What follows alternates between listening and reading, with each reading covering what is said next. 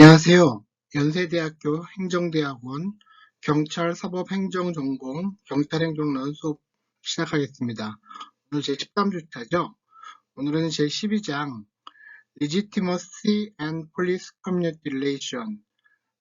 Legitimacy는 정당성이라고 해석하는 게 좋을 것 같습니다. 이 문맥에서는. 그리고 경찰 지역사회 관계, 이걸 PCL이라고 합니다. 이 주제는 어떻게 보면 우리랑 좀 동떨어져 있다 언뜻 생각이 들 수 있어요. 왜냐하면 기본적으로 인종 갈등 문제를 다루고 있는 문제이기 때문에 우리하고는 상관없는 문제 아닌가 싶은데 우리하고도 연관이 있습니다. 첫 번째, 우리나라도 외국인의 비중이 어떻습니까? 지금 한 250만 정도를 초과한 걸로 지금 나오고 있습니다. 전체 인구의 약 5% 되는 거고요. 지금 이런 외국인이 많아짐으로써 우리도 이미 나타나는 증오범죄, 헤이트 크라임이라는 거 있지 않습니까? 이런 게 가능하다는 거죠. 물론 외국인 대상 증오범죄, 헤이트 크라임이 지금 막 분출하는 그런 단계는 아니지만 그런 점에서 우리가 뭐 최소한 염두에 둬야 된다라는 거 되겠고요. 두 번째는 인종 갈등 문제라는 게 결국은 평등권의 문제입니다. 이 평등권 문제는 우리 사회에서 점점 갈수록 어떤 논의가 좀 깊이 들어가는 문제라고 볼 수 있습니다. 성별 문제는 물론이고요. 젠더에 대한 갈등, 그리고 소득 양극화에 따른 어떤 계층 간 갈등, 나아가 지역 갈등, 이렇게 이 어떤 평등권 문제와 갈등 문제와 연관되기 때문에 충분히 우리하고도 관련된 문제다라는 거고요. 세 번째로는 우리 경찰 신뢰도 문제가 여기서 많이 언급이 돼요. 이 신뢰도 문제는 우리 경찰 같은 경우에는 사실 뒤에서 보겠지만 검찰이나 법원보다 오히려 신뢰도가 최근에는 좀 높아진 측면이 있습니다. 그럼에도 불구하고 최근 우리가 세계적으로 비교한 연구가 하나 조사한 거죠. 조사한 게 있는데 거기에 의하면 경찰 같은 경우 사실 상위에 있습니다. 우리나라 경찰도 상위에 있지만 세계 평균보다는 못 미칩니다. 세계 평균이 대략 경찰이 한 5위 정도 되거든요. 과학자가 1위입니다. 1위는 과학자가 1위인데 이 5위 정도 되는 세계 평균에서 우리나라는 7위 정도를 하고 있습니다. 사실은 우리나라 것만 보게 되면. 그래서 어떤 수평적인 비교를 해보면 상대적으로 우리나라 경찰에 대한 신뢰도는 다른 나라에 비하면 좀 낮은 게 아니냐. 물론 중국 같은 경우에는 못 믿겠다 하는 게 80% 이상이다 이렇게 됩니다. 중국처럼 중국 공안 아시죠? 거기가 비교할 바는 아니지만 아직 그래도 우리나라 경찰에 대한 신뢰도가 어떤 노력하는 거에 비하면 좀 낮지 않느냐. 앞으로 좀 더 올라가야 될. 사실 뒤에서 보겠지만 49%인데 우리나라 경찰에 대한 신뢰도가 아직 절반이 안 된다는 얘기죠. 그런 측면에서 이 장 리지티머스 정당성과 경찰 지역사회 관계 문제, 특히 자치경찰이 되면서 더 이 지역사회 관계는 더 중요해질 거거든요. 그래서 이 부분에 대해서 오늘 논의하는 의의가 크다고 생각합니다. 지난 시간에 우리가 11장에서 경찰 재량에 대해서 배웠죠. 잠깐만 복습 간단히 해보겠습니다. 우리 시작할 때 어떤 사례를 좀 봤었고요. 정의 봤습니다. 그 다음에 경찰 재량에 대한 새로운 관점은 뭡니까? 과거에는 경찰 재량에 대해서 부정을 했다는 거죠. 하지만 지금은 이게 필수불락이라는 거다라는 걸 얘기하면서 잠재적으로 남용될 수 있는 우려와 함께 긍정적인 사용도 가능하다 이렇게 봤다는 겁니다. 그리고 의사결정 단계와 의사결정자는 순찰 경찰관, 그리고 형사, 경찰 관리자, 이 단계별로 하는 일을 간단히 보여주는데 이거에 대해서는 제가 강의를 하지는 않았습니다. 거의 안 했고요. 그 다음 경찰 재량의 근원이라는 건 뭐냐면 경찰 재량이 생기는 이유가 뭐냐라는 거였죠. 그래서 몇 가지 이유가 있습니다. 형사법의 성격, 브로드하고 추상적이다라는 거, 그리고 공공의 기회가 상충한다. 사회적, 의학적 이슈가 있다. 경찰 활동의 근무 환경이라는 측면, 그리고 경찰 자원이 제한된다. 이런 측면에서 경찰 재량이 나올 수밖에 없다라는 얘기였고요. 그럼에도 불구하고 경찰 재량을 갖다 무한히 경찰 재량이 늘어나느냐 그건 아니라는 거죠. 제한 요인이 있는데 법적인 요인, 행정적 요인, 조직 문화 요인 이런 거에서 제한을 받는다라는 겁니다. 그리고 또한 어떤 체포라는 사례를 두고서 체포 결정에 영향을 미친 요인이 뭐가 있냐 했을 때 상황적 요인, 조직 요인, 사회 및 정치적 요인이 있었습니다. 물론 상황적 요인이 가장 많았었죠. 그다음 이런 대량을 갖다도 통제할 필요성이 있는 거죠. 그래서 통제의 필요성. 그렇다고 재량을 폐지하는 건 아니다라는 얘기였고요. 그리고 그와 관련해서 전문 직업적인 판단력을 향상시킬 필요가 있다는 거고, 비공식적인 권력 통제가 있다라는 겁니다. 특히 이 통제와 관련돼서는 행정 입법에 대해서 얘기를 많이 했습니다. 문서화된 정책을 통한 통제라는 거죠. 그래서 행정 입법의 대표적인 예가 뭐 있습니까? 바로 SOP였습니다. SOP. 스탠다드 오퍼레이션 프로시저라고 그랬죠. 그래서 이런 SOP를 통해서 행정 재량을 통제된다라는 논의가 우리가 지난 시간에 배운 거였습니다. 퀴즈 몇 개 한번 풀어볼게요. An action by a criminal justice official, 형사법 공무원이죠. 공무원에 의한 행위라는 거고, based on that official's judgment, 판단에 의해서 기초한다는 거고, about best course of action, 행동이 어떤 최적의 코스를 결정한다는 거죠. 뭐였습니까? 바로 좀 전에 얘기했던 discretion, 재량이 되겠습니다. 두 번째 문제, all but which of the following are underlying source of police discretion? 자, 어떤 걸까요? 그러니까 그 경찰 재량의 어떤 요소가 되는 그 다음이 아닌 거라는 거죠. all but which니까요. The nature of criminal law, 형사법의 성격, 이건 맞고요. unlimited police resource, 경찰 자원의 unlimited, 여기 아니죠. limited 되었다는 거죠. 답은 B가 되겠습니다. conflicting public expectation, 이것도 맞고요. The work environment of policing, 이것도 맞습니다. social and medical issue, 이것도 맞고요. According to police officer attitude regarding race, 어쩌고저쩌고. 자, 뭡니까? 리스가 주장한 게 있었죠. 그 인종과 관련된 그 태도, 경찰 간의 태도가 어떻게 해야 되느냐라는 얘기인데, 답 그냥 보게 되면 B번이 되겠죠. Show that personal attitude do not translate into any particular behavior입니다. attitude가 어떤 인종에 대한 attitude, 그 태도가 형성되었다고 해서 그것이 behavior, 행태로 바로 연결되는 건 아니다라는 얘기를 리스가 했습니다. 다음 네 번째 문제고요. Which of the following is an example of confining, 제한한다는 거죠. police discretion을 제한한다. 뭐에서? by fixing the boundary, 경계를 그 fix, 고정시킴으로써 그 경찰 재량을 그 제한하는 예가 뭐냐라는 겁니다. 답 바로 보면 10번입니다. Defense of Life, 생명 방어 원칙이죠. A번 같은 경우 deciding to engage in high speed pursuit, 고속 추격을 갖다 한다는 거죠. 고속 추격을 제한해야 되는 건 한다는 거니까 아닌 거고요. Altering the jurisdiction of a particular precinct, 특정한 그 순찰구역의 어떤 관할을 바꾼다라는 거죠. 이것도 아닙니다. 이건 재량을 넘어서는 거잖아요. 이렇게 픽스하는 게 아니죠. Separating disputant in a domestic violence situation, 가정 분쟁 상황에서 당사자들을 세퍼레이트 하는 거다라고 했는데, 요거는 애매할 수 있는데 기본적으로 이 재량을 통제하는 게 뭐가 있었습니까? 이 가정 가정 문제 관련해서 mandatory 우리 어레스트 있었죠. 그 의무적 체포 제도가 있었습니다. 그 얘기가 여기서는 해당되는 거기 때문에 이것도 답이 아니겠습니다. Written rules and policies are codified in the department's 뭡니까 이게? 이거죠. Standard Operating Procedure, SOP라고 했습니다. 다음 마지막 문제, in police, 경찰 활동에 있어서 discretion은 뭐다라는 건데, completely at the officer's disposal, it is unlimited. 경찰관의 처분에 완전히 맡겨져 있고 제한되지 않는 거다. 아니죠. illegal하다, for an officer to exercise, 그것을 갖다 행사하는 것이 illegal하다. 이것도 아닙니다.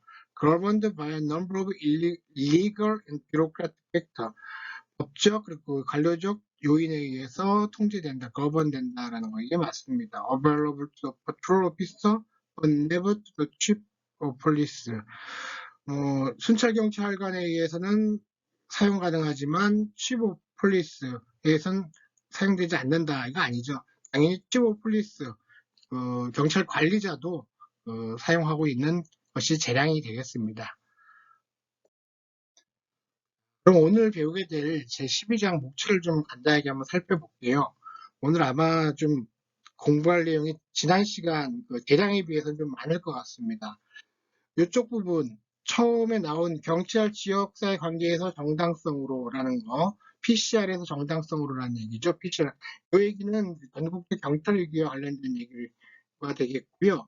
여기서는 과거의 PCR에서 지금의 정당성, 리지티머시가로 어떤 무게추가 옮겨졌다라는 얘기가 될 것 같습니다. 그리고 경찰 지역 관계 속 많은 공동체, 이것도 기본적인 이해가 될 겁니다. 인종이란 건 뭐냐, 민족이란 것은 뭐냐, 그에 관련된 공식 자료 이런 걸 볼 거고요.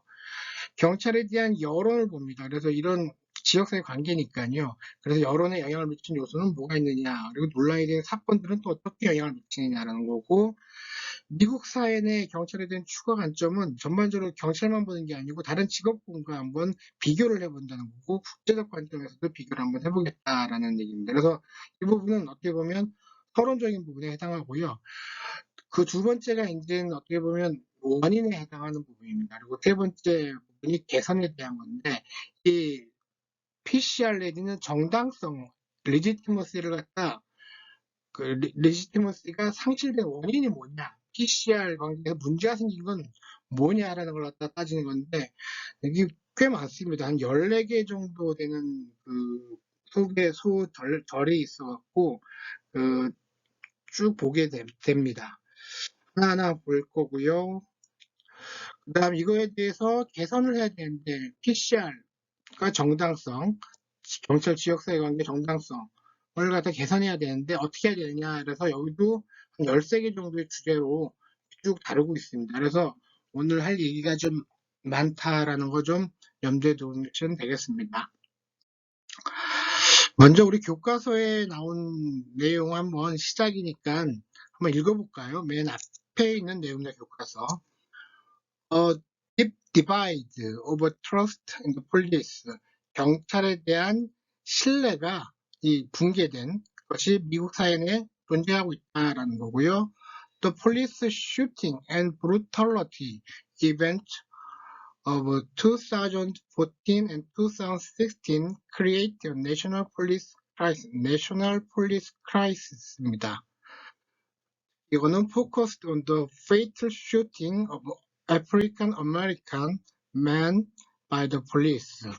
자, 경찰의 어떤 뭡니까? 그 총기와 브루탈러티, 그 가혹행위라고 할 수 있겠죠. 가혹행위에 의해서 전국적인 경찰 위기가 생겼다라는 거죠. 특히 2014년, 2016년에 그렇다는 얘기입니다. 그거는 특히 아프리카 아메리칸 에 초점이 맞춰져 있다라는 거고요. 전통적으로 레이셜 이슈, 인종 관련 이슈는 서라운딩 폴리싱, 경찰 활동과 관련된 인종 이슈는 레이블드, 어떻게 레이블이 됐다? Police Community Relation Problem, PCR 문제라고 이렇게 이름이 붙여졌다는 거죠. This term, 이 용어는 originated with the racial disturbance of the 1960. 1960년대 인종 분쟁이 있었지 않습니까? 거기에 기원을 두고 있다는 거예요, PCR은. Today, 그런데 오늘날 police experts argue that although race relations are indeed a serious problem, the police have a much deeper problem of legitimacy. 자, 이거에 대해서도 문제가 있죠. PCR. 에도 문제가 있지만, legitimacy, 이 정당성에 대해서는 더 깊은 문제가 있다는 겁니다. legitimacy is defined. 요 얘기는 뒤에서 나올 겁니다. 그래서 뒤에서 보기로 하고요. 이렇게 과거에는 PCR, 경찰과 지역사회 관계에만 초점을 맞췄다면, 오늘날은 60년대와 달리 이 정당성의 문제로 좀 더 확대됐다. 이렇게 보시면 될 것 같습니다. 그래서 여기 보시게 되면 from police community relation, PCR에서 to legitimacy 이렇게 문제가 같다라는 거고요. 이게 더 광의의 문제라고 보시면 될 것 같습니다. 근본적인 문제라고 볼 수가 있고요. 그래서 교과서에서 처음 시작할 때 사례를 좀 다루고 있어요. 그래서 2014년과 2016년에 왜 이 National Police Crisis, 전국적, 국가적인 경찰 위기가 왔느냐라는 겁니다. 그래서 첫 사례가 in Ferguson, Missouri, a suburb of St. Louis, white police officer on August 9th, 2014 shot and killed Michael Brown. 이 친구를 갖다 총격으로 사망시켰다는 거죠. Unarmed 18-year-old African American. 18세 흑인이었고 무장하지 않은 친구였던 거죠. 이 친구가 2014년 바로 8월 9일에 이 사건이 있었습니다. 바로 이 사진입니다. 이 친구가 지금 마이클 브라운인데요. 이게 2014년에 있었는데 2014년에는 바로 얼마 안 돼서 이게 에릭 가너 사건입니다. 에릭 가너 사건이 또 터집니다. 이 사람 같은 경우에는 총으로 쏜 게 아니라 이렇게 그 목을 조이다가 이렇게 사망을 한 케이스입니다. 그리고 나서 이게 2015년에 오게 되면 또 사건이 발생해요. 그 윌터 스콧이라는 건데 이건 아예 총을 등 뒤에서 쏩니다. 이렇게 등 뒤에서 쏘아서 아주 문제가 생겼던 문제고요. 2015년 얼마 안 돼서입니다. 그리고 2015년 또 얼마 안 돼서 이건 프레디 그레이라는 친구인데요. 프레디 그레이라는 친구가 이렇게 경찰에 연행이 돼 갑니다. 이때 시위 상황이었던 것 같은데 연행이 돼 가서 그 경추 손상, 목이죠. 목이 손상으로 또한 그 사망을 하게 됩니다. 그리고 나서 이때 난리가 난 거죠. 그리고 나서 이때 그래서 뭐가 세워집니까? 이 바로 오바마가 그 대통령위원회를 만들지 않습니까? 당시에 대통령위원회를 만들어서 어떤 보고서를 만듭니다. 그럼에도 불구하고 최근에 어떤 일이 있었습니까? 이게 여러분들 딱 보이면 아시겠죠? 조지 플로이드 사건입니다. 작년 5월이었죠. 그 미니애폴리스, 미국의 미네소타주에 있는 거기서 지금 이 흑인을 조지 플로이드를 이 경찰관이 지금 목을 압박하고 있는 사진입니다. 그리고 나서 이제 시위가 격화됐죠. BLM이라고 우리 보통 얘기하지 않습니까? BLM. 그 흑인의 목숨은 소중하다라는 얘기죠. Black Lives Matter. 이렇게 된 BLM 시위가 다시 또 격화되었습니다. 최근에 지난달이던가요? 이 경찰관이 그 만장일치로 유죄 판결을 받았습니다. 유죄 판결을 받았고요. 하여튼 이 오바마 정부 때 2015년에 이런 보고서가 나왔음에도 불구하고 이 문제는 지금까지도 계속 이루어지고 있는 거죠. 그만큼 미국에서는 경찰에 의한 인종차별 문제가 아주 심각한 문제입니다. 어, 두 번째로 이제 경찰 그 리지티머시하고 이제 정당성 문제를 얘기할 텐데 정당성과 그 절차적 정의 문제 한번 보도록 하겠습니다. Experts in policing 경찰 활동에서 전문가들은 they now recognize that trust and confidence in the police is essential. 이런 신뢰가 그 경찰에 있어서 필수적이라는 건데 if the police are to do their jobs effectively 만약 경찰이 그들의 일을 하는 데 있어 효과적으로 하기 위해서는 필수적이라는 겁니다. Public cooperation 공적인 협력은 affect many basic police operation 많은 경찰 작전에 영향을 준다는 거고요. The police rely on the public to report crimes that occur. 범죄 발생할 때 그에 대한 신고를 의존한다는 거죠. If crime is not reported, the police cannot look for any suspect. 용의자를 찾을 수 없다는 얘기가 됩니다. 꼭 이 신고뿐만이 아니라 어떤 증언이라든지 체포 이런 모든 과정에 있어서 어떻습니까? 경찰 같은 경우에는 시민 같은 협력이 필요합니다. 반드시 필요하고요. 우리는 이걸 경찰 서비스에서 공동 생산이다라고 얘기를 합니다. 특히 이건 교과서에 없는 얘기인데 제 생각에는 이 인터넷의 발달로 어떤 그 일반 시민의 어떤 협조가 더 많아진 게 아닌가 싶습니다. 최근에 우리 그 사건 봤죠? 한강에서 실종된 그 친구 사건 같은 경우에도 어땠습니까? 그 경찰 수사에 대해서 어떤 시민의 어떤 제보라든지 어떤 온라인상의 활동이 오늘 악영향도 있었지만 영향을 미치고 긍정 영향도 분명히 있다라는 겁니다. 그래서 제 생각에는 이 경찰 서비스 공동 생산에 있어서 온라인이 어떤 영향을 미치느냐, 이것도 앞으로 우리가 한번 좀 잘 봐야 될 주제가 아닌가 싶습니다. 정당성이라는 거 한번 정의를 한번 내려볼까요? 계속 얘기할 거기 때문에. 사회적 제도로서 경찰이 적절하고 효과적으로 활동하고 있으며 시민의 지지를 받을 자격이 있다는 믿음이다라는 겁니다. 적절하고 효과적으로 활동한다. 그리고 지지를 받을 자격이 있다는 믿음. 이게 정당성, 리지티머시다라는 거고요.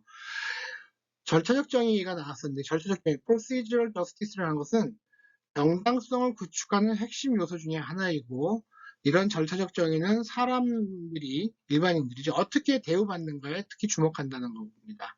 이 경찰 활동과 관련하여 경찰이 시민을 공평하게 대우하였는가, 시민을 존중하였는가, 어떤 검문 등을 할 때 이유를 설명하였는가, 그리고 시민의 어떤 질문에 대해서 응답하였는가와 관련된 것이 바로 이런 절차적 정의라는 겁니다. 이런 절차적 정의가 확립돼야지 어떻습니까? 정당성이 확립돼야 되는 거고, 그럴 때 바로 신뢰를 얻는다는 거 되겠습니다. 재밌는 연구가 하나 있는데요. 톰 타일러라는 사람하고 제프리 페이건이 2002년 뉴욕시 거주자 1653명을 대상으로 설문조사를 했습니다. 그리고 한 2004년에, 2년이 흐른 다음 2004년에도 또한 뉴욕 똑같은 사람들 대상으로 해서 설문조사를 했는데, 그때는 830명을 한 거예요. 추적조사를 한 거죠. 그래서 우리 이런 걸 보통 패널 디자이로 하는데요. 재밌는 거는 830명 가운데 2년 동안이죠. 2002년 조사 이후에 경찰관과 접촉이 최소 한 번 있었던 사람들은 255명이었다는 거고요. 이들을 대상으로 해서 경찰과 어떤 공정한 접촉 경험, 집단이 있는 경우하고 불공정한 접촉 경험이 있는 집단을 나눠봤는데, 이렇게 공정한 경험을 접촉한 경험을 한 집단은 이 정당성에서 높은 점수를 줬다는 거예요. 반대로 이런 불공정한 접촉, 절차적 정의가 확립이 안 되는 거 아닙니까? 그랬던 낮은 정당성 점수를 줬다는 겁니다. 좀 전에 얘기한 절차적 정의가 정당성에 대한 어떤 구축한 데 핵심 요소다라는 걸 설명해주기 위한 조사가 되겠습니다. 다음, 경찰 지역사회 관계 속에 많은 공동체라는 건데, 여기서 기본 개념들을 좀 보겠습니다. 인종이라는 것은 뭡니까? 사람을 생물학적으로 분류한 정의가 가장 전통적인 방법이죠. 뭐 백인종, 흑인종, 황인종이라는데, 책에도 보면 나오지만 이건 생물학 어떤 과학적인 타당성을 상실하고 있다라고 이쪽 학회에서도 발표하고 있다는 겁니다. 인류학 연구하는 학회에서도요. 반면 민족이라는 것은 언어, 종교, 가족 형식, 식습관 등 같은 문화적 차이에 의한 구분이라는 거고요. 미국 인구조사국 같은 경우에는 이 인종과 민족을 다 조사하고 있습니다. 다 조사하고 있는데, 문제는 뭐냐 하면 공식적인 형사사법 자료에 의하면 여전히 백인 대 흑인 혹은 백인 대 비백인 이런 식으로 이분법적으로만 분류를 한다는 거예요. 그래서 이거에 대해서 문제를 해결하는 데서 좀 어려움이 있다라는 얘기를 하고 있습니다. 그다음 미국의 어떤 상황으로, 미국이 어쨌든 토인가 3억 3천이지 않습니까? 3억 3천만이지 않습니까? 우리로 치면 뭐 6, 7배 되네요. 이렇게 되는데, 여기 흑인의 비중이 여러분 13%밖에 안 됩니다. 우리 언뜻 흑인의 비중이 높을 거로 생각하는데, 흑인의 비중이 13%밖에 안 되고요. 백인이 한 65% 됩니다. 그 중에 히스패닉 17%가 되겠고요. 아메리카 인디안 같은 경우에 재밌는 게 뭐냐면, 이 사람들은 어떤 독립성을 많이 보장시켜주고 있거든요. 그런데 이 보호구역 내에서 범죄율이 상당히 높답니다. 그 이유는 어떤 장비라든지 하는 어떤 연계성 문제라든지 이런 게 좀 문제가 되고 있는 걸로 나타나고 있습니다. 아시아계도 있고요. 장기 이민 가정과 최근 이주 가정, 이런 식으로 학계에서는 좀 분류를 하고 있다는 이런 얘기가 있고요. 아랍계 같은 경우에는 재밌게도 백인으로 분류가 되고 있는데, 한 대략 350만 명이 있는데 미국에 그중 3분의 1이 레바논 출신이다, 이렇게 얘기를 했습니다. 나머지 21%, 12%, 12%라는 거고요. 이 오른쪽에 있는 그림 같은 경우에는 미국의 인종 구성 비율이 바뀔 거다라는 겁니다. 지금 현재 백인이 65% 가까이 되고요.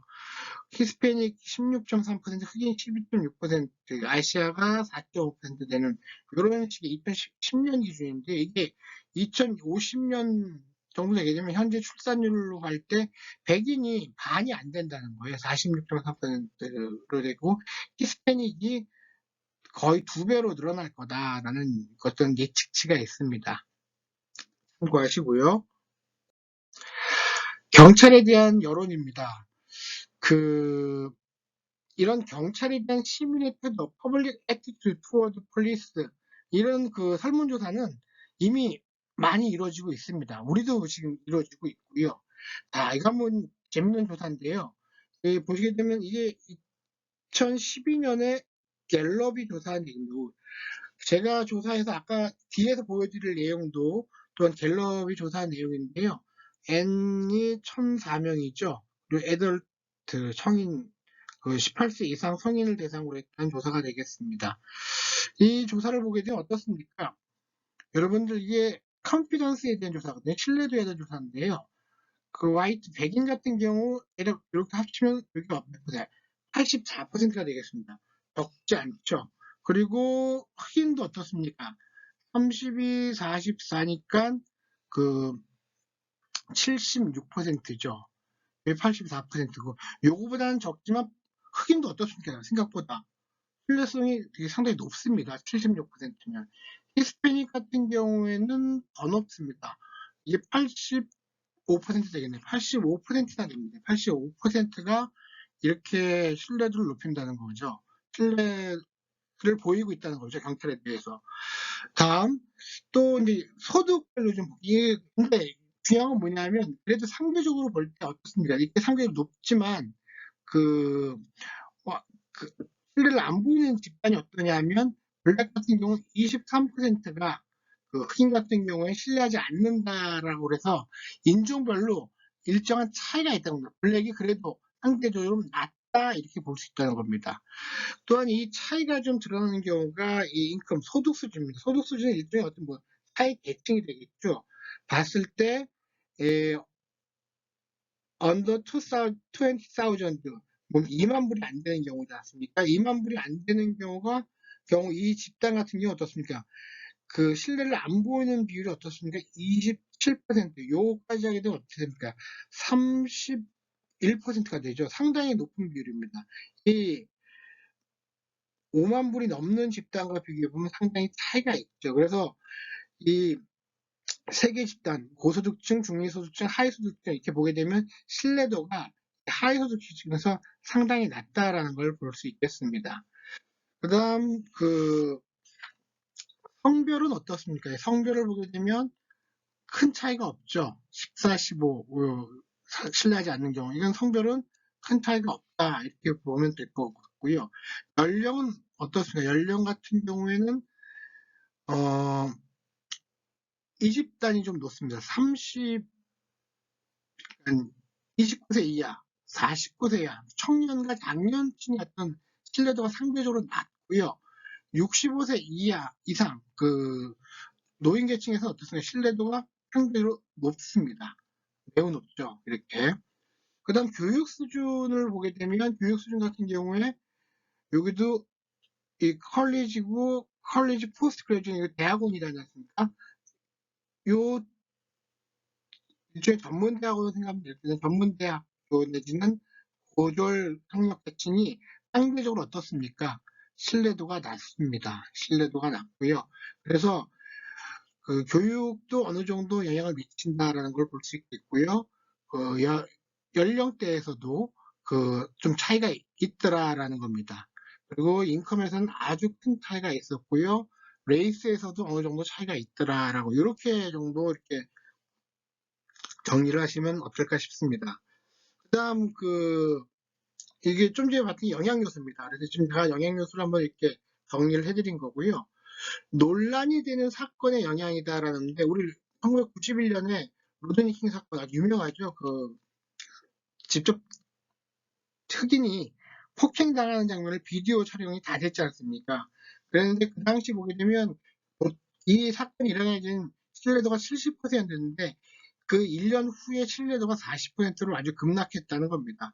그리고 나서 또 다시 올라갔는데 백인 같은 경우에는 금방 올라갔다는 거고 흑인 같은 경우에는 증가 속도가 아주 천천히 올라갔더라라는 얘기가 되어 있고요.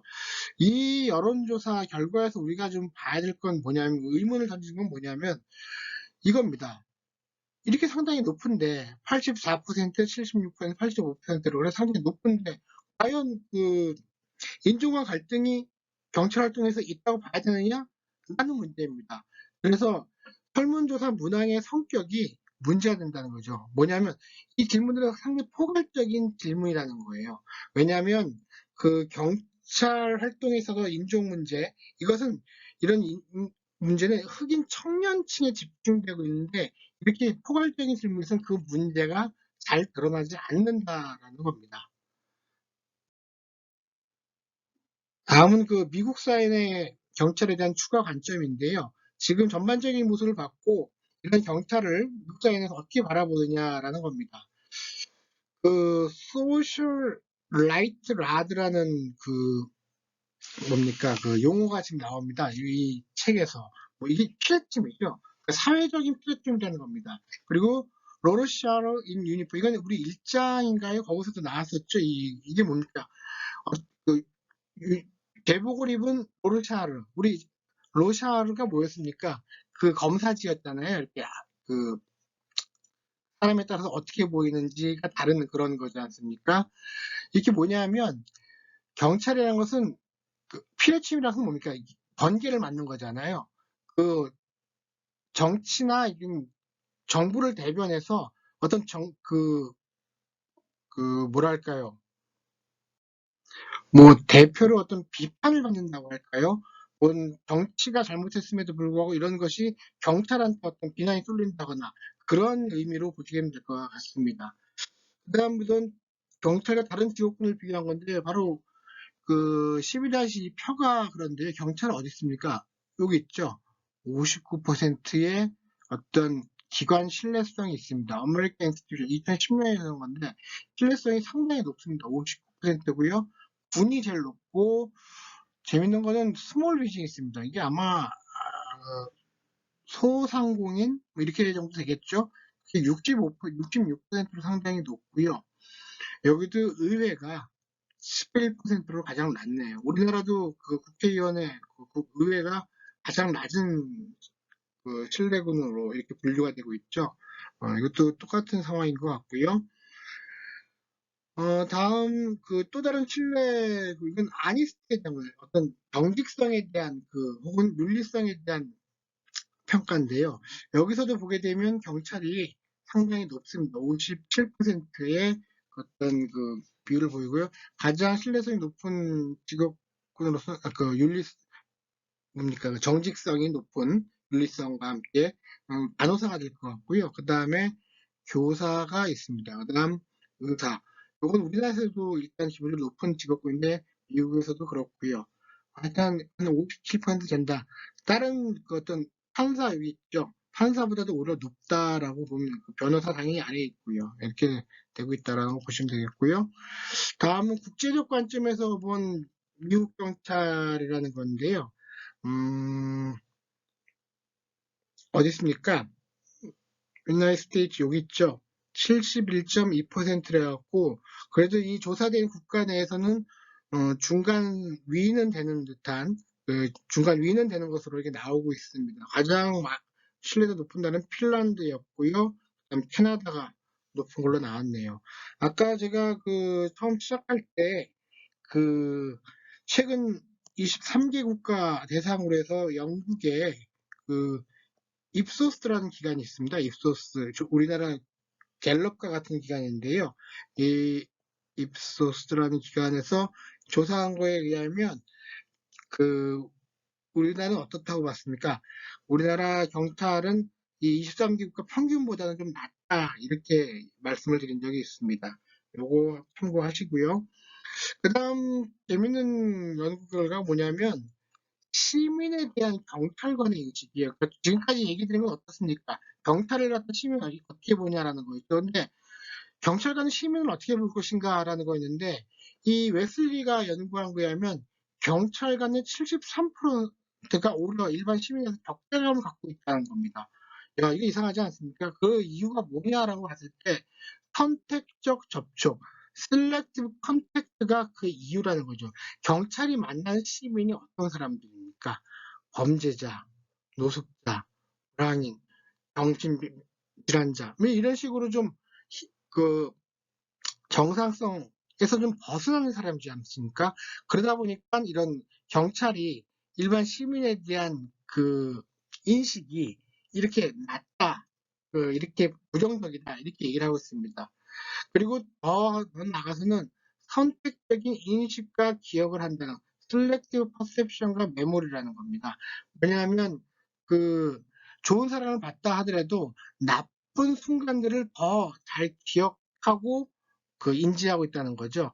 그런 측면이 영향을 미친다는 거고요. 이 얘기는 뭐냐면 어떻게 보면 경찰관도 이런 걸 털어낼 수 있는 뭐랄까요, 정신적인 트라우마라 할까요, 이런 걸 털어낼 수 있는 그런 기회가 있어야 된다는 겁니다. 아직 우리나라 같은 경우 우리 이미 앞에서 잠깐 봤는데 소방이라든지 경찰 이런 직업군에 대해서는 이런 직업상에 얻은 트라우마를 좀 그냥 제거까지는 못하더라도 약화시킬 수 있는 이런 어떤 치료 과정이라 할까요? 그런 과정이 꼭 필요하다고 생각이 듭니다. 다음은 원인입니다. 우리 아까 보셨죠? 이거 한번 읽어보시면 금방 알 것 같습니다. 경찰 신뢰가 위기 수준이라는 대통령 TF 결론과 함께 일반적으로 우호적인 경찰에 대한 평가, 아까 80%가 넘는 경찰에 대한 신뢰를 보여줬잖아요. 좀 전에 여론조사, 설문조사 결과가. 이런 평가와 오랜 역사를 보이는 경찰 지역사회 관계 문제, 큰 갈등이 있는 건 분명히 드러나고 있잖아요. 사람이 죽어가고 있고. 이러한 차이를 과연 어떻게 설명할 것인가? 이게 던져진 질문인 거예요. 분명히 여론조사상으로는 우호적으로 나오는데 실제 문제는 계속 발생하고 있는 그런 상황은 어떻게 보여줄 것인가. 그래서 이렇게 긴장을 유발하는 다양한 요소들을 하나의 원인인 거죠. 경찰 지역사관계 문제와 정당성의 상실의 원인. 이거의 원인을 지금부터 하나하나 보겠다라는 얘기입니다. 그래서 첫 번째 나온 얘기가 뭐냐면 거주 지역의 경찰 보호 수준이라는 얘기인데요. 이 군나름 미르다리라는 학자가 얘기한 건데 사법 시스템이 4개가 있다고 봅니다. 이 사람은. 어떤 거냐면 백인 가해자와 백인 피해자인 경우에는 이건 정상적으로 다뤄진다는 거예요. 백인 가해자와 흑인 피해자인 경우 극히 일부만 기소된다는 겁니다. 흑인 가해자와 백인 피해자 범죄, 이것은 아주 혹독한 반응이 일어난다는 거예요. 여기서 아주 큰 문제가 생긴다는 거예요. 흑인 가해자와 흑인 피해자인 경우는 어떻다는 거예요? 이건 아예 무시된다는 거예요, 종종. 이런 식으로 가해자가 누구고 피해자가 누구인지에 의해서 사법 시스템이 돌아가는 게 다르다라고 본 것이 미르달의 주장이 되겠습니다. 특히 이 풍속범죄 있습니까? 크라임 오브 바이스라고 그러잖아요. 성매매라든지 도박 이런 문제에 대해서는 특히 흑인들이 거주하고 있는 지역에 대해서 어떻다는 겁니까? 법 집행이 과소 집행되고 있다라는 주장이 있다는 겁니다.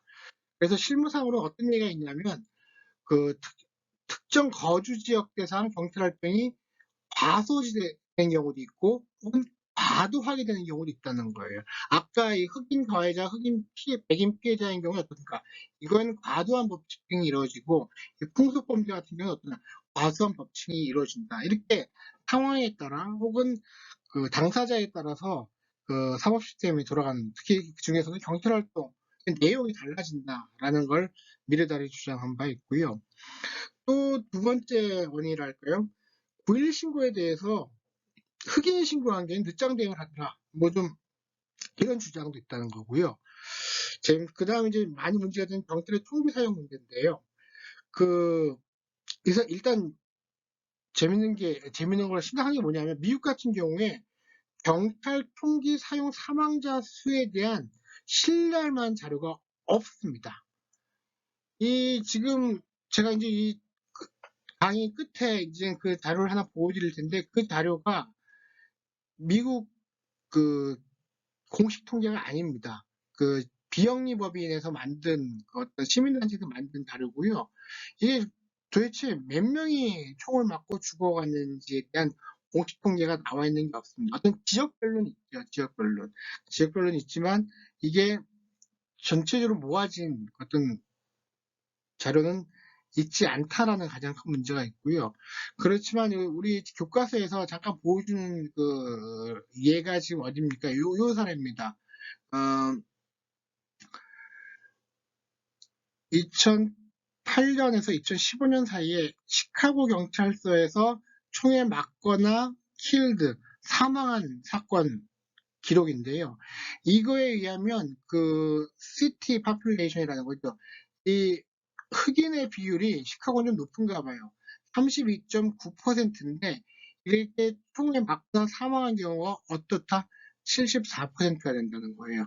전체 387건이 있었는데 그 중에 299명이 흑인이었다는 얘기가 될 겁니다.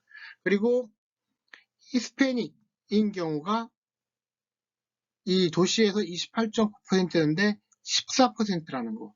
얼마 안 되죠.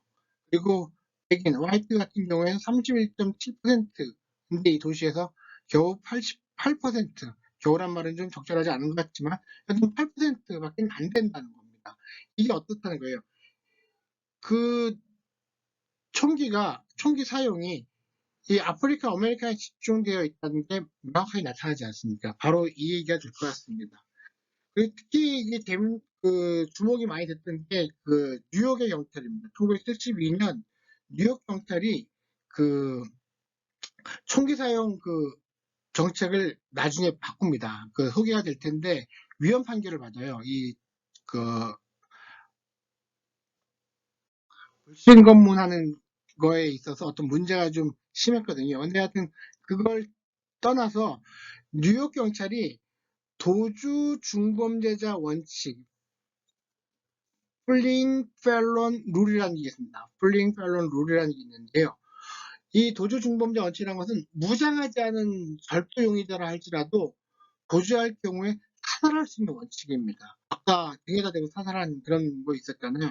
이게 도주 중범죄자 원칙이라는 건데 여기에서 총기 사용을 생명 방어 정책, Defense of Life Policy로 바꾸게 됩니다. 이건 뭐냐면 경찰관이나 타인에 대해서 어떤 즉각적인 살해 혹은 심각한 신체적인 부상 위협이 있을 경우에만 총기 사용을 허용하는 겁니다. 그러니까 이거하고 이 도주 중범죄자 원칙하고 생명방어 원칙은 어떻습니까? 아주 그냥 크나큰 차이가 있는 거죠. 이 생명방어 원칙 같은 경우에는 경찰관이나 혹은 다른 사람이 그 목숨이 위험한 경우에만 어떻다는 거예요. 총기를 사용하다라는 원칙으로 바뀌었다는 겁니다. 이것이 지금 대다수 주에서 지금 이게 지금 받아들이고 있는 상황이고요. 특히 그 테네시주도 대간호 판결이라는 게 있습니다, 여러분. 우리 아까 그 처음 시작할 때 그 사례에서 에릭 가너 사건 있었잖아요. 그거 아닙니다. 이 가너는 그 에드워드 가너라 그래요. 그 흑인 소년, 15세 소년이었는데요.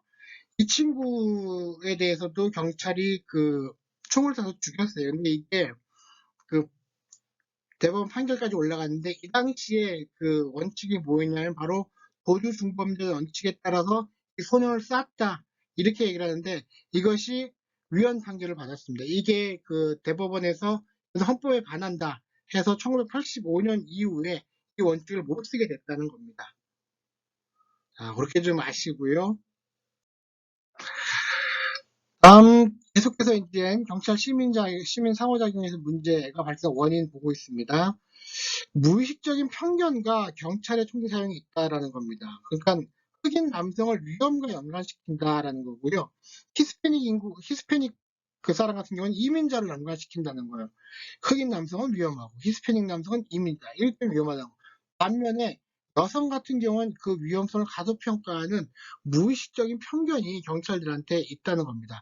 그래서 정말 이런 무의식 편견이 있느냐를 갖다 연구를 해봤어요. 비디오 게임 시뮬레이션을 해갖고 25개 영상을 보여주는 겁니다. 어떻게 하냐면 그 무장 상태의 백인 혹은 비무장 상태의 백인, 무장 상태의 흑인, 비무장 상태의 흑인 이렇게 여러 영상을 보여주면서 그 사람이 영상에 나타났을 때 이게 위협으로 느껴지게 되면 그 총기 버튼이 있는 거예요. 그 총기 버튼을 다 눌러서 쏘게 하는 겁니다. 이런 실험을 갖다 세계 집단을 대상으로 실험을 한 겁니다. 세계 집단은 뭐냐면 이 실험 일반인도 있었고요. 그리고 그 누굽니까? 통계 집단으로서 그 통계 집단이 아니고요. 이 실험이 덴버시에서 이루어졌는데 그 덴버시 그 경찰관 그리고 그 훈련에 왔던 그 다른 덴버시 외의 경찰관 그리고 아까 얘기했듯이 지역사회 거주자 이렇게 세 집단에 대해서 실험이 이루어졌고요. 이 실험 결과가 어떻다는 겁니다. 아주 견고한 인종적 편견이 있음을 발견했다는 겁니다. 뭐냐면 흑인인 경우에 이 총을 발사하는 경우가 많았다는 거예요. 그리고 이런 이 실험의 결과에서 특히 일반 시민 참가자들이 경찰관에 비해서 더 편견에 사로잡혔다는 겁니다. 경찰관을 비난하지만 이런 편견은 시민 참가자들이 더 심각했다. 이렇게 실험 결과는 얘기를 하고 있습니다. 다음 물리력 사용과 관련되는 건데요. 그 통계에 의하면 이런 물리력 사용 중 3분의 2는 거의 정당화될 수 있다라는 거고요. 3분의 1 정도가 문제가 있는 거다라고 추정된다는 거죠. 그래서 우리가 이 2011년에 경찰 시민 접촉에 대한 설문조사가 있는데 여기에 의하면 그 모든 접촉 가운데 단지 1.5%만이 물리력을 사용했고 3.4%가 물리력이 사용함을 경고했다는 겁니다. 이게 뭐냐면 이런 수치를 이용해 갖고요. 인구가 40만이 있고 경찰이 850명 정도 있는 오마시사를 했는데 이 지금 얘기된 그 어떤 뭡니까? 이 수치를 적용해 보면 매년 오마시에서는 1287건의 과도한 물리력이 사용되는 거고 이는 다른 얘기로 하면 매일 3.5건이 발생한다. 이 얘기가 되겠습니다. 그만큼 심각하다는 문제를 보여주는 얘기가 되겠습니다. 한편 그 경찰 물류 사용의 양상인데요. 이 양상에는 일정한 패턴이 있다는 겁니다. 그리고 이게 랜덤하지 않다는 거예요. 위험하면 쓰고 위험하지 않으면 안 쓰고 이게 아니라 그 형사사건 용의자 그리고 남성 용의자인 경우에 흑인인 경우에 음주 상태인 경우에 또한 경찰에 대해서 적대적인 경우에 이런 물리적 사용 가능성이 더 높았다라는 연구 결과가 있다는 거고요. 경찰 재단 그 폴리스펀드가 설문조사를 한 거에 의하면 흑인 경찰관의 57.1%가 경찰관이 백인보다 흑인과 다른 소수 집단의 물력을 더 많이 사용한다. 그러니까 백인보다 흑인이 그 물력을 더 많이 사용한다는 것에 대해서 흑인 경찰관은 57%가 동의했다는 거고요. 반면에 백인 경찰관은 이거에서 5.1%만 동의했다는 겁니다. 그만큼 문제의 심각성을 흑인 경찰관들도 느끼고 있다는 얘기고 백인 경찰관은 그렇지 않다는 얘기가 되는 겁니다. 다음 검문 검색인데 이건 원문대로 스타맨 프리스크입니다. 정규어 수색으로 번역하는 게 맞는데 우리 지금까지 계속 검문 검색으로 지금 번역해왔다는 거 참고하시고요. 이런 검문 검색 문제와 관련돼서 뉴욕시 인구 가운데 14세에서 24세 사이에 있는 젊은 흑인 및 히스패닉 남성이 4.7%밖에 안 됩니다. 그럼에도 불구하고 이 통계를 보니까 2011년 검문 대상자의 41.6%가 바로 이런 젊은 흑인 및 히스패닉이었다는 거예요. 그 다음 톰 타일러 등의 연구에 의하면 이 사람이 18에서 26세 남성 1261명을 인터뷰를 했는데 이 중 82.9%가 살면서 한 번은 경찰에게 건물을 받은 적이 있다. 상당수의 많은 사람들이 건물을 받죠. 우리나라도 아마 7, 80년대 이렇게 많이 건물을 받았죠. 길거리 지나가다 보면. 하지만 지금은 안 그렇고요. 이렇게 건물을 받았고 또한 43.5%가 지난해 조사한 지난해도 건물을 받았다고 했는데 재밌는 게 뭐냐면 검문을 받은 횟수는 이 경찰의 정당성을 레이팅하게 되지 않습니까? 이게 체크하게 됐는데, 이 횟수는 자기가 많이 받은 거에 대한 영향을 미치지 않았다는 겁니다. 근데 검문의 침해성, 검문이 얼마나 친절하지 못하고, 뭐 이렇게 좀 침해성이 있는 경우에는 정당성이 중요한 영향을 미쳤다는 겁니다. 그러니까 우리 절차적 정당성이 중요하다고 얘기한 게 바로 이 부분이 될 것 같습니다. 계속해서 경찰 시민 상호작용에서 이 PCR 문제, 그 원인에 보고 있고요. 체포 관련된 문제인데요. 이 이름이 좀 어렵네요. 테미 라인하르트 코헬 등이 연구한 건데요. 어, 어떤 과거 연구에 대한 체계적 리뷰를 했다는 겁니다. 이 리뷰를 해보니까 다른 변수들을 통제하더라도 백인에 비해서 소수민족과 흑인들의 체포 확률이 훨씬 높았다라는 겁니다. 이게 바로 높은 확률이 얼마 전에 30% 높았다는 겁니다. 여러분 다른 변수를 통제했다는 건 뭡니까? 뭐 연령에 따른 게 이렇게 젊은 사람 같은 경우에 더 많이 체포될 확률이 높거든. 그래서 연령이라든지 지역, 소득 이런 요소로 변인들을 통제하더라도 이런 레이스에 의해서만의 어떤 효과가 30%가 높았다. 이렇게 이해하시면 될 것 같습니다. 한편 체포와 마약과의 전쟁인데요. 그 마약 문제에 있어서도 흑인이 더 뭐랄까 불이익을 받고 있다라는 얘기가 되겠습니다. 일단 우리나라는 마약 문제가 심각하지 않아서 이 고등학생 대상으로서 자기 보고식 설문조사를 하지는 않거든요. 근데 미국 같은 경우에는 고등학생 대상으로 해서 자기 보고식 설문조사를 많이 합니다. 이때 보게 되면 백인 고등학생이죠. 35%가 마약을 하고 있다, 경험을 했다. 흑인은 35.9%, 히스패닉이 37.1%. 서로 이렇게 대답을 해요. 거의 비슷하죠. 근데 마리아나 소주죄로 체포되는 가능성은 어떻다? 이 흑인이 3.73배가 더 높다라는 거예요. 비록 이 자기 보고식 설문조사를 하게 되면 비슷하게 나오는데 실제 체포되는 것은 흑인이 더 높더라라는 겁니다. 그만큼 형사법 체계가 좀 바이어스 되어 있다라는 얘기를 해주는 거죠. 그 다음 태도, 인종, 체포 사이의 복잡한 상호작용이다라고 얘기하는데 이 얘기는 뭐냐면 용의자의 태도가 경찰관 체포에 결정적 역할을 하고 있다라는 거고요. 이 용의자의 태도 문제에 있어서 특히 흑인들이 문제가 되고 있다라는 얘기입니다. 그래서 이걸 우리는 경찰에 대한 모독이라는 컨셉트 카이라는 명칭으로 불리고 한다라고 이렇게 이해하시면 될 것 같습니다. 다음은 인종 분리, racial divide죠. 인종 분리에 대한 데이비드 케네디의 주장인데요. 이 데이비드 케네디는 흑인 거주 지역 정치 활동에서 보여준 뿌리 깊은 인종적 분리에 대하여 일종의 도발적인 주장을 했다고 교과서에 쓰여져 있는데요.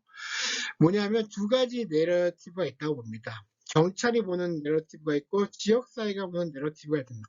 경찰은 어떻게 보냐면 기본적으로 범죄율이 높은 지역에서는 아무도 신경을 쓰지 않고 이러한 지역사회의 어떤 도덕적 중증, 모럴 백보이라는 것이 붕괴하였다. 그러니까 어떻다는 거예요. 이 지역사회에 대해서 우리가 좀 세게 나가야 된다라는 얘기가 되고요. 지역사회에 사는 흑인들은 어떻게 본답니까? 흑인 지역사회를 파괴하고자 하는 음모가 있다. 경찰은 바로 그 음모의 일부이고 정부는 이러한 음모의 일환으로 마약 단속을 도입하고 있다. 이렇게 본다는 거예요. 이거에 대해서 데이비드 케네디는 양쪽 모두 이런 내러티브와 과장과 오류가 있다라고 얘기를 하고 있는 거고요. 문제를 해결하기 위해서는 이러한 내러티브에서 좀 벗어나야 된다. 어떤 시민 계도라든지 경찰 교육이라든지 이런 게 필요하다라고 보는 겁니다. 여튼 중요한 건 뭐냐면 이러한 양측의 골 깊은 내러티브가 존재하고 있다는 걸 보여주는 연구가 되겠습니다.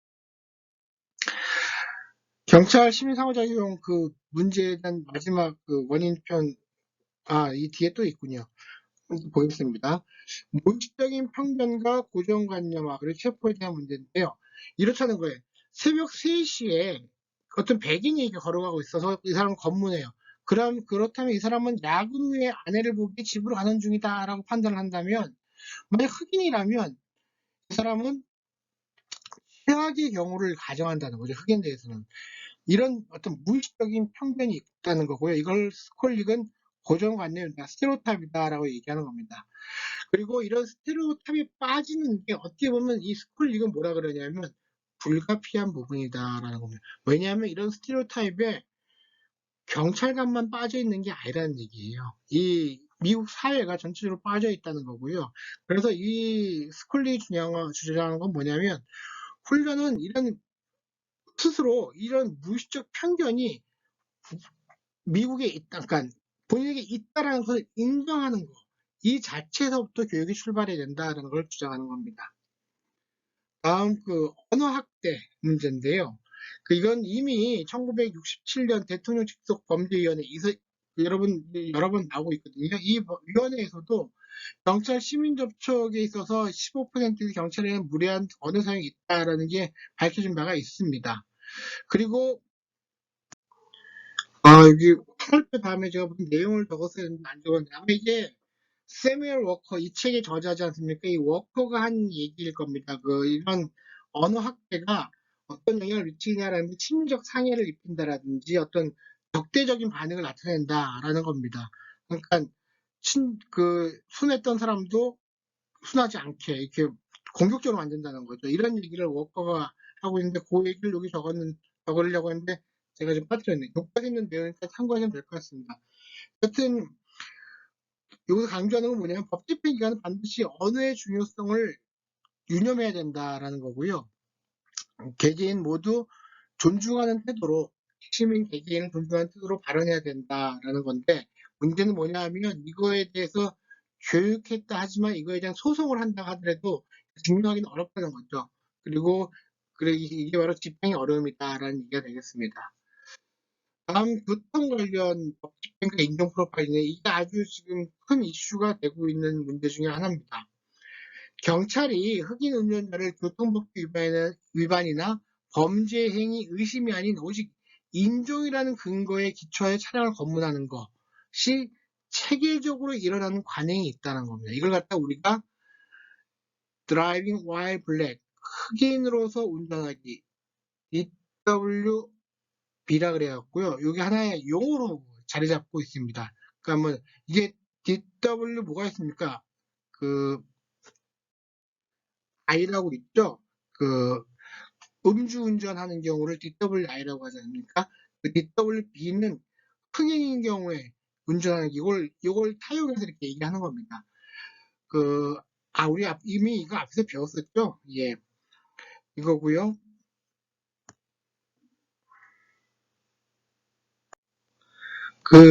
찰스 앱이 주장한 건데요. 이 교통 관련 법문에는 두 가지 종류가 있다고 얘기합니다.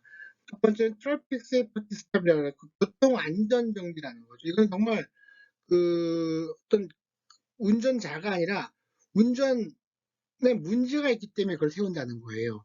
반면에 investigator stop이라는 것은 조사 목적을 얘기한 정지라는 거죠. 이런 경우는 어떻습니까? 운전에 문제가 있는 것이 아니라 운전자를 보고서 조사를 정지시키는 경우를 갖다 investigatory stop이라고 하고 이런 경우에 바로 인종차별이 있는 거다 이렇게 얘기를 하고 있습니다. 이 표를 좀 볼까요? 12-6을 보시게 되면 이 트래픽 스탑, 차량 검문이죠. 차량을 갖다 정지시키는 경우에 있어서의 결과인데요. 2011년 결과입니다. 2011년 통계인데 인종별로 이렇게 보고 있습니다. 티켓을 발부한 경우 어떻습니까? 화이트는 4.8%인데 아프리카 아메리칸은 7.6% 훨씬 높죠. 히스패닉 같은 경우에 6.2%입니다. 그 다음 경고만 준 경우는 어떻습니까? 화이트 같은 경우 3.6%, 3.5%, 히스패닉은 2.8%. 이건 좀 비슷합니다. 하지만 그 다음 서치는 어떻습니까? 서치 같은 경우에 화이트 같은 경우 2.3%였는데 아프리카 아메리카 같은 경우 6.3% 거의 3배 차이가 진다는 거고요. 이건 어떻게 서치는 뭡니까? 실제로 조사 정지가 되는 거잖아요. 좀 전에 얘기한 여기서는 어떻게 보면 운전을 본 게 어떻습니까? 운전자를 보게 된 거죠. 여기서 큰 문제가 생긴다는 거예요. 히스패닉도 마찬가지고요. 그래서 바로 이 부분에서 뭐가 있다고 합니다. 인종차별이 확실히 있다라는 겁니다. 계속해서 이제 운전과 관련된 얘기 하는데요. 좀 교과서에서 좀 갑자기 좀 뜬금없이 이 얘기가 나오더라고요. 이 앞에 나왔어야 될 얘기 같은데 차별 대 차이가 나옵니다. discrimination이 차별이고요. disparity 이건 차이가 되는 거죠. 어떻습니까? 차별이라는 것은 어떻습니까? 인종, 성별 등 초법적인 분류, extra legal category에 기초해서 다른 처우를 하는 것. 이건 어떻습니까? 차별이 되겠습니다. 하지만 차이는 뭡니까? 다른 처우로 불가피하게 발생하지 않는 면서 다른 결과가 나타나는 거, different outcome이 나오는 경우죠. 여러분들 차별과 차이, 예를 들면 그 인종에 의해서 혹은 성별에 의해서 너는 대학 갈 수 있어, 너는 대학 안 가, 못 가. 이렇게 한다면 이거는 차별이 되겠죠. 학력고사 점수에 의해서 너는 갈 수 있어, 안 갈 수, 여기 못 가. 이렇게 하는 건 어떻게, 이건 차이가 되는 거죠. 이렇게 생각하시면 될 것 같습니다. 이런 차별과 차이와 관련돼서 이런 컨티넘이라는 건 뭐 연속체 이런 뜻인데요. 가장 그 차별이 심한 경우를 뭐라고 합니까? 시스테매틱 디스크리미네이션이라고 합니다. 체계적인 차별이라고 하는 거고요. 이것은 그 형사법 단계 모든 단계에서 차별이 있는 경우를 얘기를 합니다. 그 다음 institutionalized discrimination, 이것은 제도화된 차별이 됩니다. 이 제도화된 차별은 이런 전과 기록이라든지 혹은 고용 상태 혹은 아까 얘기한 디미너 어떤 태도에 의해서 차별하는 경우, 이런 걸 우린 institutionalized discrimination, 제도화된 차별이다 이렇게 얘기를 하고요. contextual discrimination, 맥락적인 차별이 있습니다. 이거는 어떤 특정 지역이라든지 특정 범죄 유형 혹은 피해자에 따라서 피해자와 가해자의 관계에 의해서 차별하는 경우, 이걸 맥락적인 차별이라고 얘기를 합니다.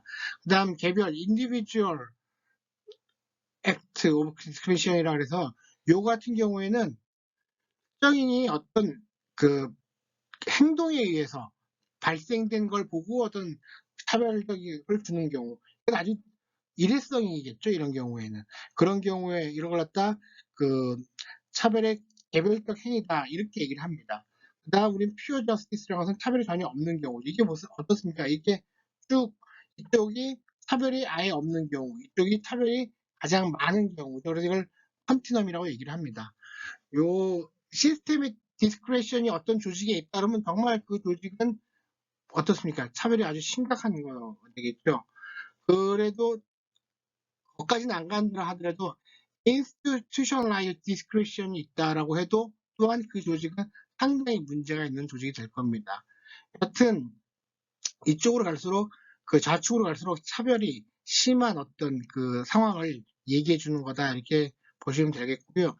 이 용어들 잘 알아두십시오. 어떤 그 책 읽다 보면 이걸 시스테믹 디스크리미네이션을 얘기하는 경우가 있고 인스티튜셔널라이즈드 디스크리미네이션을 얘기하는 경우가 있는데 이 각각이 의미하는 바가 다르다라는 거 알아두시면 좋을 것 같습니다. 그 다음 차량 검문 자료 해석인데 좀 전에 차량 검문 그 해석 볼 때 어떻게 보는 게 좋습니까? 아까 그 총기 사망 같은 경우도 봤듯이 인구의 어떤 인종적 구성비 자료 갖고 계속 보지 않습니까? 그 흑인의 인구 비율이 13%고 백인이 65%인데 그거에 비해서 어떤 총을 맞은 사람의 수 혹은 티켓을 받은 사람의 수 이런 식으로 보지 않습니까? 이거의 기준을 이렇게 잡는 경우가 아주 보통인 경우고요. 하지만 이렇게 보아서는 또 문제가 안 될 수 있잖아요. 뭐냐면 그 실제로 흑인이 그 운전이 좀 난폭하다 이렇게 볼 수도 있는 거 아니에요? 그렇기 때문에 과실이 없는 교통사고 자료를 이용해서 볼 수도 있다는 거고요.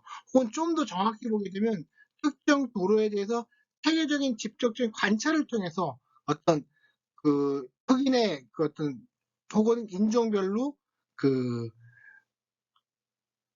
운전 행태를 조사하는 거죠. 이건 어떻습니까? 비용 문제가 좀 많이 따르겠죠. 그거에 따라서 그쪽에서 티켓 발부율이라든지 혹은 서치를 한 비율 이런 걸 구할 수 있겠죠. 그도 아니면 내부 벤치마크라 그랬고요. 이거는 경찰관 동료를 통해서 물어보는 겁니다. 동료를 통해서 우리 그 동료들이 더 하느냐 안 하느냐 이런 걸 물어보는 건데 이 비율을 하게 되면 이건 뭐냐면 비교 대상 되는 모든 경찰관서들이 어떻다는 거예요. 이런 인종 프로파일링이 있다라는 걸 전제로 해야지만 이건 조사가 가능할 겁니다. 지금 현재 가장 많이 사용하는 자료는 이게 되겠죠. 그 인종 구성비에 따라서 어떤 티켓 발표라든지 서치율 이런 걸 보는 게 어, 대표적이다 이렇게 보시면 될 것 같습니다. 인종차별의 상이한 맥락이라는 건 뭐냐면 이 경찰서 정책과 관련된 것이냐 이것이 아니면 그 해당 장소에서 어울리지 않은 아로 플레이스라고 그랬는데요. 그 장소하고 어울리지 않는 사람, 예를 들면 백인만 사는 동네인데 거기 흑인이 운전하는 어떤 차가 들어왔다. 그래서 이걸 검문한다라는 이런 경우는 어떻습니까? 해당 장소에 어울리지 않게 하는 업무이 되겠죠. 혹은 경찰서 정책위에서 어떤 할당을 하든지 이런 거에 의해서 공격적인 검문이 이루어질 수도 있고요. 다음은 차량 검문 시 인종적, 민족적 차이에 대한 그 정당화를 주장하는 의견이 있습니다. 이 헤더 맥도날드인데요. 이 사람 보수적 작가인데 이 사람의 주장에 의하면 흑인 및 히스패닉 운전자가 범죄 행위, 특히 마약 밀매에 연루될 가능성이 더 높다. 그렇기 때문에 인종 프로파일링은 하나의 신화에 불과한 것 같다. 인종 프로파일링 없는 거다라고 주장하나 사실 이렇게 주장하는 학자가 적지 않습니다. 예, 그러니까 뭐냐면 흑인이나 히스패닉 자체가 어떻다는 거예요. 범죄에 연루된 상황이 너무 많지 않느냐. 그렇기 때문에 그 사람들 더 많이 검문하게 되고 그러다 보니까 티켓도 더 많이 나오게 되고 서치도 많이 하게 되는 거다. 이런 식으로 주장을 한다는 거죠. 하지만 어떻다는 거예요? 이 비판가들은 이건 순환 논리다. 체포 자료를 보고서 얘기하는 거 아니냐. 바로 체포 자체에 벌써 어떻다는 거예요. 거기에 이미 그 레이셜 프로파일링이 들어가 있는데 그걸 갖고서 거꾸로 다시 얘기하는 건 이건 순환 논리다. circular reason이라고 얘기합니다. 순환 논리에 빠져 있다라고 얘기한다는 겁니다. 다음 경찰 업무상 인종과 민족의 정당한 이용인데요. 당연히 인종과 민족을 이 지표를 사용할 수 있죠. 어떻다는 거예요. 예를 들면 지금 어떤 살인 사건을 저지른 사람이 몇 세의 흑인이다. 그 사람을 지명수배 내릴 때 당연히 이렇게 사용할 수가 있겠죠. 그래서 용의자를 구체화시킬 수 있는 혐의가 있는 경우에만 제한적으로 사용해야 되고 기본적으로 일반적인 법 집행에서 인종과 민족을 사용해서는 안 된다라는 겁니다. 그래서 2013년에 아까 이 얘기를 하려고 했는데 뉴욕 경찰서에서 공격적인 압수 프로그램이 있었습니다. 압수수색 프로그램이 있었는데 이것이 바로 위헌 선언을 받습니다. 이 당시에 이런 압수수색에 있어서 어떤 타당성을 인정받을 수 없었던 거예요. 그 통계가. 그렇게 해서 그 법원에 의해서 이거 하지면 안 된다라는 그리고 너희 이거 정책 바꿔야 된다는 명령을 받게 됩니다. 그러니까 지금까지 경찰 지역사회 관계 PCR에 있어서 어떤 부정적인 측면 혹은 정당성의 측면에서의 정당성의 부정적 측면 이런 것이 나타나는 원인을 봤잖아요. 그 원인을 봤다면 지금부터는 그런 원인에 기반해서 어떻게 그럼 개선시킬 거냐 경찰 지역사회 관계와 정당성 어떻게 구축할 것이냐라는 문제를 볼 겁니다. 먼저 스타우트랜드 연구인데요. 스타우트랜드는 이런 경찰 신뢰를 좀 자세하게 봐야겠다. 좀 4개 차원을 한번 나눠볼 필요가 있다라고 주장을 합니다. 이건 우선순위라는 거죠. 이 우선순위라는 건 뭐냐면 경찰이 정한 우선순위가 있고 시민들이 보는 우선순위가 있는데 이런 게 좀 일치될 필요가 있다. 이런 게 일치될 때 신뢰가 올라간다는 얘기입니다. 그리고 경찰이 유능해야 된다는 겁니다. 어떤 목표를 달성하기 위해서 지식과 기술이 있어야 된다는 거죠. 또한 의존할 수 있느냐라는 거예요. 경찰에 대해서. 이것은 또한 다른 말로 하게 되면 이 경찰이 어떤 범죄 감소에 대해서 어떤 시민들이 믿고 따를 수 있겠느냐라는 얘기가 되겠습니다. 그 다음 마지막으로 네 번째는 존중의 문제, 리스펙트의 문제인데요. 여기에서는 경찰들이 업무 수행 과정에 있어서 이 경찰관의 행태가 좀 존중받을 만한 것이냐 이 네 가지 차원에 있어서 경찰의 신뢰가 형성되는 것 아니냐라고 본 게 바로 스타우트랜드의 주장이라는 거죠. 이 조사 결과 어떤 얘기가 나왔냐면 먼저 시민들은 경찰 업무하고 경찰관의 행위를 잘 구분하는 것 같더라라는 겁니다. 의외로. 아닌 것 같았는데 조사해보니까 그렇다는 거고요.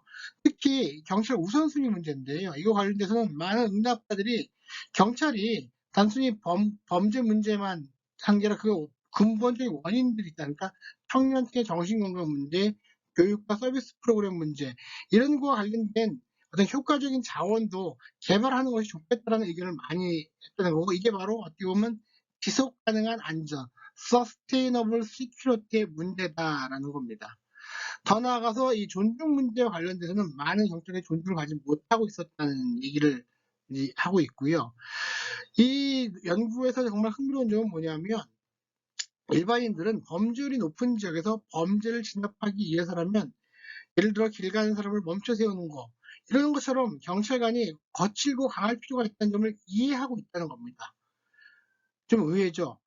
시민들은 강한 경찰을 원해요. 강력한 경찰을 원합니다. 하지만 어떤 경찰, 정중한 경찰을 원한답니다. Tough but respectable police crime fighting을 지지한다는 거예요. 그러니까 단순히 경찰관이 약한 경찰을 원한다는 게 아니고요. 이런 범죄 문제에서는 터프한 하지만 경찰의 행동, 행위에 있어서는 존중받게 절차적 정의를 잘 지킬 수 있는 이런 경찰을 원한다는 겁니다. 자, 그게 어떤 관계에서 출발점이 돼야 된다는 얘기고요. 지역사회의 어떤 관여가 또 필요하다고 얘기를 합니다. 정기적인 포럼이라든지 회의, 그리고 공식적인 정책과 경찰 행위에 대해서 안내를 해줘야 된다는 겁니다. 잘 알려야 된다는 얘기입니다. 그 예로서 든 게 뭐냐면 시카고 경찰서에서 라칸 맥도날드가 사망했을 때 그 사망 과정에 대한 촬영 비디오를 경찰이 먼저 공개를 하는 바람에 이 문제가 그래도 잘 해결된 사례가 있다라고 얘기를 합니다. 한편 그 과거 사례인데요. 이 PCR 유닛이라는 게 과거에 60년대에 많이 생겼습니다. 어떤 그 사망 사건이라든지 인종 갈등이 심화되면서 PCR 유닛이 많이 생겼는데요. 이 PCR 유닛이 근데 결국은 실패를 했어요. 왜 실패를 하냐면 그다지 한 일이 없었어요. 그냥 만들었다라는 대민 관계에서 어떤 뻥튀기 퍼프라고 얘기하는데 퍼프에 지나지 않았다는 겁니다. 더 나아가서는 이 PCR 유닛이 정말 문제가 됐던 상황들, 그 총기 문제, 물리력 사용 문제, 기타 폭력 문제 이런 걸 직접 다루지 못했다는 거예요. 그냥 어떤 홍보만 하고 이런 얘기만 했다는 거죠. 이래서는 안 된다라는 얘기가 되겠고요. 더 나아가서 경찰 위법 행위를 과감히 종식해야 된다는 얘기입니다. 또한 6가지 얘기가 있는데 총기 사용 시 생명 방어 원칙을 채택해야 되는 거, 지역사회 위해를 가는 공격적인 범죄 척결 전략은 중단해야 된다는 겁니다. 지역사회 위해를 강한다는 거죠. 그냥 그 범죄 척결 전략이 아니고요. 인종과 민족의 적절한 사용에 관한 그 PRF 정책 모델을 채택해야 된다라는 겁니다. 이거 뭡니까? 인종과 민족 변수라는 것은 어떤 구체적으로 용의자를 떠올릴 때 그런 경우에만 한정해 사용해야 된다는 걸 이 PRF에서 제시했잖아요. PRF는 어디였습니까? 저도 갑자기 까먹었는데 경찰 최고 연구 포럼이라고 그래갖고 폴리스 이펙티브 리서치 포럼이라고 있지 않습니까? 거기서 제안했던 그 모델을 채택해라는 거고요. 시민을 향한 경찰의 공격적 언어도 사용이 중단돼야 된다. 경찰 훈련 시 절차적 정의가 포함된 그리고 경찰의 노상에서 절차적 정의가 실행이 보장돼야 된다라는 거고요. 경찰 시민 접촉 시 긴장 완화를 위한 정책을 채택하고 훈련에 이게 포함된다는 거고 실제 경찰 시민 접촉 시에도 이런 게 보장이 돼야 된다. 이런 얘기가 되겠습니다. 다음 이민자에 대한 공동체 관여인데요. 재밌게도 미국 같은 경우에는 이민법, 이미그레이션 로가 연방법입니다. 그래서 연방정부의 책임이고 여기에 대해서는 지역경찰이 관여를 안 해요. 그럼 예외적으로 그 이민세관 단속국이라고 있잖아요. IC라고 있는데 여기에는 287G 프로그램에 따른 지역기관과 협정하는 경우에만 이 집행이 가능합니다. 그래서 현재 16개 주에 36개 기관이 협정이 체결되어 있다고 합니다. 그런데 뭐냐면 이거에 대해서 대부분의 지역경찰들 그리고 대부분의 주가 부정적이라는 겁니다. 왜냐하면 이 이민자 자체가 범죄에 대해서 취약한 계층이기 때문에 이 사람들을 이렇게 단속하게 되면 어떤 뭐라고 합니까? 신고도 잘 안 할 뿐더러 오히려 피해가 더 커질 수 있다라는 문제고요. 이게 그렇기 때문에 경찰 신뢰가 저해될 수 있는 요인이다라고 보고 있습니다. 이 부분은 우리나라의 맥락하고는 좀 많이 다른 것 같아요. 하여튼간 이런 식으로 지금 이민자 문제를 관여하고 있다라는 걸 좀 볼 필요는 있을 것 같습니다. 다음은 그 문화적 장벽 얘기를 하는데요. 그 경찰관이 문화적인 유능성, 컬처럴 컴피턴스를 갖춰야 된다라는 겁니다. 예를 들면 미니애폴리스에 소말리아인이 2만 명이 거주하는데 이들의 문화를 좀 알아야 되는 거 아니냐라는 거고요. 이건 비록 경찰 문제는 아닌데 교과서에 소개된 거에 의하면 어떤 라틴계 청소년이 그 법정에서 판사의 어떤 시선을 피했대요. 그걸 보고서 아 얘는 자기 죄를 인정하는구나라고 했는데 사실 라틴계에서는 그 라틴계 국가에서는 그 윗사람을 볼 때 시선을 피하는 게 오히려 뭐라는 겁니까? 예의 바른 행동이었다는 거죠. 그렇기 때문에 이런 문화적인 어떤 소양을 경찰관들도 갖춰야 된다라는 얘기고요. 언어적 장벽 이것도 당연한 거죠. 영어 구사 못하는 히스패닉 같은 경우에 범죄 신고 가능성이 낮더라는 거고요. 때문에 두 개 국어를 할 수 있는 경찰관에게 인센티브를 지급한다든지 언어 교육을 시킨다든지 혹은 9.11 통역 서비스 혹은 다양한 언어로 된 안내문과 양식을 만들 필요가 있다. 이렇게 얘기를 하고 있습니다. 다음은 경찰 인력에 있어서 어쩌면 대표성을 좀 갖춰야 된다라는 얘기입니다. 그래서 그 흑인 경찰관이라든지 히스패닉계 경찰관들을 좀 더 뽑아야 된다는 거. 사실 이거는 칼리의 승인 기준이기도 합니다. 다음은 경찰에 대한 시민의 감독을 좀 강화해야 된다라는 얘기고요. 내부 감사부서가 철저하고 공정하게 조사하지 않는다는 거죠. 특히 여기에는 경찰 노조의 역할이 사실은 작지 않습니다. 그렇기 때문에 민간심사위원회, 시빌 리뷰 보드라든지 경찰 감사관 혹은 감찰관을 설치하고 그다음에 여기에 외부인을 갖다 앉혀야겠죠. 이렇게 가야 된다는 거고 그 인종 혹은 민족에 기초한 경찰관을 배치할 필요가 있다라는 겁니다. 이건 뭐냐면 이건 배치하면 안 된다라는 얘기입니다. 뭐냐면 예를 들면 흑인 이 많이 사는 지역에 있잖아요. 거기에 흑인 경찰관을 계속 배치한다. 이거는 민권법에 위배된다는 거예요. 사실 그 경찰관은 어떻습니까? 자기는 여기저기 다 근무를 할 필요가 있는데 광범위한 업무 수행 기회를 놓치게 된다는 거죠. 더 나아가서 젠트리피케이션이 일어나고 있다는 거예요. 어떤 지역이 빈곤한 흑인 거주지라 그래서 거기가 계속 있는 게 아니라 바뀐다는 거죠. 그래서 흑인 공동체와 백인 공동체를 구분하는 고정된 경계를 존재하지 않는다라는 얘기를 하고 있는 거죠. 최근에 들어서 더욱더 그렇다는 얘기고요. 일반인 설문조사에서도 이런 거는 하면 안 된다 이렇게 반대하는 의견이 90% 나왔다 이런 얘기를 합니다. 그리고 또 이렇게 섞어서 순찰을 돌다거나 여러분들 가겠다는 게 어떻습니까? 상호 학습기를 부여하겠죠. 그리고 시민에 대한 평등한 처우를 할 수 있는 가능성이 높겠고요. 이게 가치라는 거, 골고루 일하게 하는 것도 중요한 상징적 가치가, 심볼릭 밸류가 있다 이렇게 얘기를 합니다.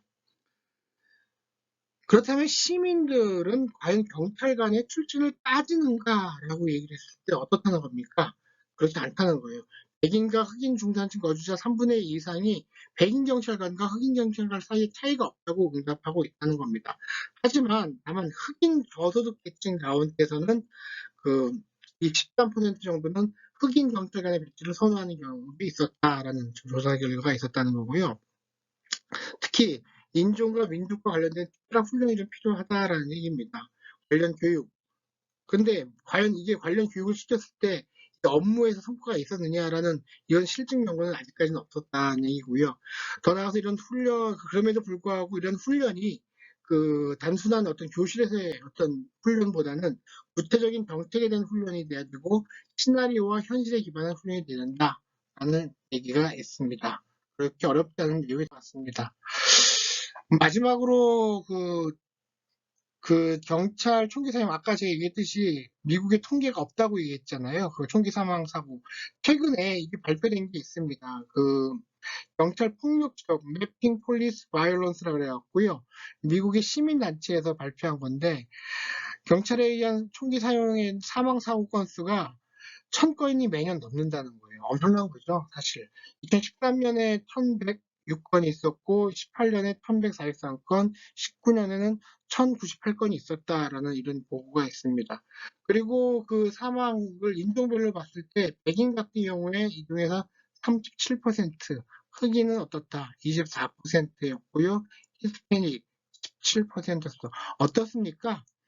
요것만 보면은 백인과 흑인의 어떤 차이가 좀 줄어들죠. 그럼에도 불구하고 인구학적으로 보기에는 어떻습니까? 인구학적으로 보기에는 백인이 50%가 65%인데 좀 적죠. 흑인 같은 경우는 한 13% 정도 내외인데 24%니까 많이 있으면 알 수 있을 겁니다. 그 전에 더 많았죠. 23, 25. 문제는 뭐냐면 미확인된 게 너무 많다는 거예요. 21%나 돼요. 과연 21%가 어디로 갈런지는 잘 모르겠지만 이 문제, 하여튼 이 문제 해결하는 데 있어서 경찰이나 그 형사법 당국이 공식적인 자료를 가지고 있지 않다는 거, 이 문제가 그 미국에 있어서 가장 큰 문제라고 생각이 됩니다. 다음은 우리 참고로 제가 형사사법기관 신뢰도 추이를 제가 조사했던 그 결과인데요. 이게 2012년부터 최근 작년 2020년까지 이렇게 쭉 조사가 됐습니다. 이게 일관된 조사가 아니고요. 조사가 좀 막 파편적으로 흩어진 걸 제가 표준화를 시켜갖고 좀 해봤는데, 경찰, 검찰, 법원의 어떤 신뢰도가 2012년만 하더라도 법원이 제일 높았습니다. 50%가 법원의 신뢰도를 신뢰한다고 했고요, 법원을. 검찰은 47.2%, 경찰은 46.9%였는데, 이것이 지금, 그래서 그러니까 1위가 법원이고 2위가 검찰, 경찰이 세 개 기관 중에서는 제일 꼴찌였죠, 지금. 근데 지금 이것이 15년부터 보게 되면 좀 바뀌고 있습니다. 그래서 2020년에 보게도 완전히 1위가 경찰이 되고요. 2위가 경찰이 되고 명실상부하게 법원이 2위, 그리고 검찰이 3위가 되고 차이도 상당히 큽니다. 경찰 신뢰가 49.2%였고요. 법원은 35.3%, 검찰에 대한 신뢰를 나타내는 31%였습니다. 이 갭이 더 벌어진 거죠, 지금 이 갭이. 그래서 지금 최근으로 올수록 경찰의 신뢰도가 높아지는 것은 매우 긍정적인 얘기가 되겠습니다. 다만 그 절대적 수치 면에 있어서는 아직 어떻습니까? 절반이 안 됩니다. 우리 아까 그 미국 같은 경우는 어떻습니까? 80% 가까이 나오고 막 이랬잖아요. 물론 조사 방법에 의해서도 영향을 받지만 아직까지 절대적으로는 좀 낮은 수치다라는 거 여러분들 알아두시면 될 것 같습니다. 오늘 강의가 좀 많이 길었습니다.